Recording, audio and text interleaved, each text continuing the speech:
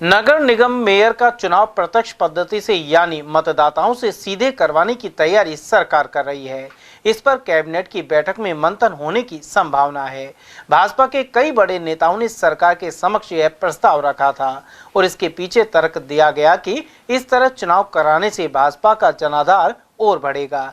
वहीं शहरों में पार्टी का वोट बैंक अच्छा है और ऐसे में निकाय चुनाव जीतने में कोई बाधा नहीं आएगी। इसके अलावा अप्रत्यक्ष प्रणाली से पार्षदों को अपने पक्ष में हर हथकंडे से करने की आशंका बनी रहती है। ऐसे में भ्रष्टाचार पर भी रोक लग सकेगी।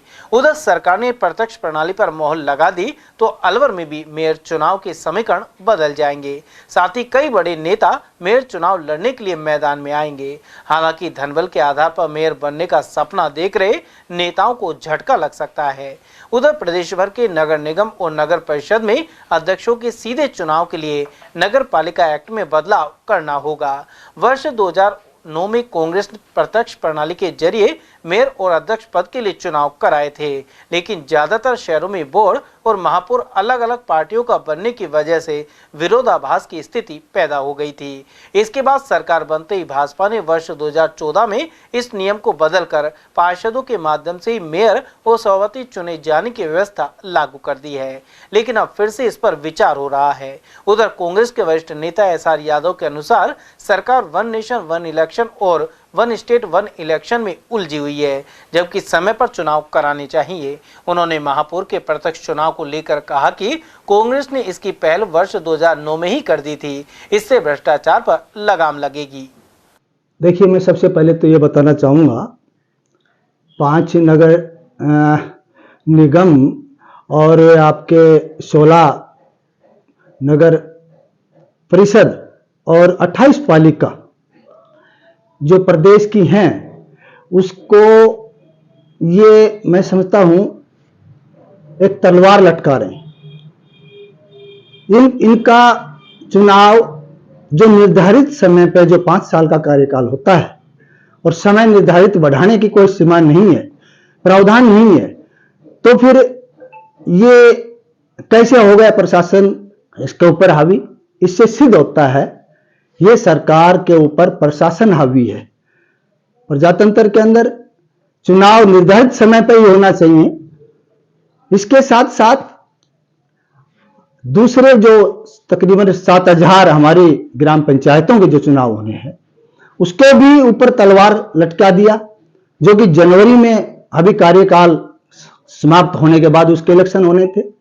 इससे यह सिद्ध होता है ये पर्ची की सरकार वन स्टेट वन इलेक्शन की तरफ थोप रही है। उधर देश की सरकार वन नेशन वन इलेक्शन की तरफ जा रही है और इधर ये प्रदेश की सरकार भजनलाल सरकार इसके ऊपर ये लगा रही है। तो इससे देश कैसे चलेगा, प्रदेश कैसे चलेगा? इसका आप देखिए, जनगणना होनी है, सारी सीमाएं सीज हैं और जब परिसीमन होगा तो निकायें और भी बनेंगी। उनका चुनाव कब होगा?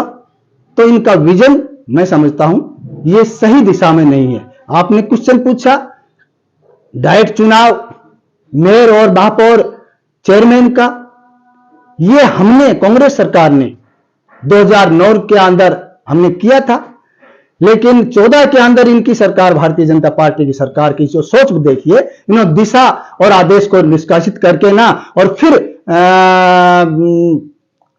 पार्षदों के माध्यम से चेयरमैन और महापौर का चुनाव करना शुरू कर दिया। इससे भ्रष्टाचार बढ़ा। सबसे बड़ा नुकसान इसमें यह हुआ, अब जो सही डायरेक्ट चुनाव जो होने से नुकसान सबसे जनता पब्लिक को यह हुआ, जो सही कैंडिडेट, जो सक्षम कैंडिडेट, जो सही जो निर्धारित समय पर जो चुनाव होते हैं उसका फायदा नहीं मिला। क्योंकि डायरेक्ट चुनाव होने से, पार्षदों के माध्यम से चुनाव होने से अंतर बहुत है।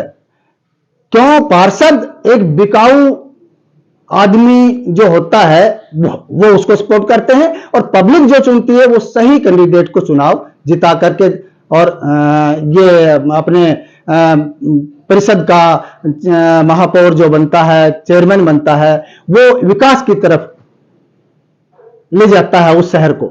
तो ये मैं समझता हूं इनकी जो ये सोच आई है ये सही दिशा में है। उधर भाजपा नेता और पूर्व विधायक राजेंद्र गंडूराव ने भी इसमें सहमति जाहिर की है। उन्होंने कहा कि धनबल के आधार पर मेयर चुनने के बाद संबंधित मेयर पार्षदों को दी गई राशि की रिकवरी करने में लग जाता है, इसलिए यह पहल सकारात्मक होगी।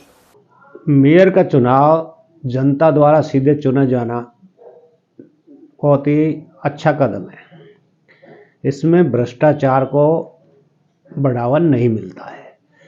जैसे जो भी है स्वायत्त संस्था, चाहे नगर निगम हो, नगर परिषद हो, मैं तो कहूँ पंचायत समिति, जिला परिषद, सभी जिला जो भी चुनाव हैं ये सभी चुनाव सीधे होने चाहिए प्रमुखों के, क्योंकि इससे भ्रष्टाचार को बढ़ावा नहीं मिलता है और नहीं तो भ्रष्टाचार पैदा होता है। ये चुनाव जैसे ही पार्षद या सदस्य जीतते तो इनको खरीदा जाता है। कुल मिलाकर देखना है कि समीप आ रहे निकाय चुनाव के पहले यह व्यवस्था लागू हो पाती है या फिर नहीं।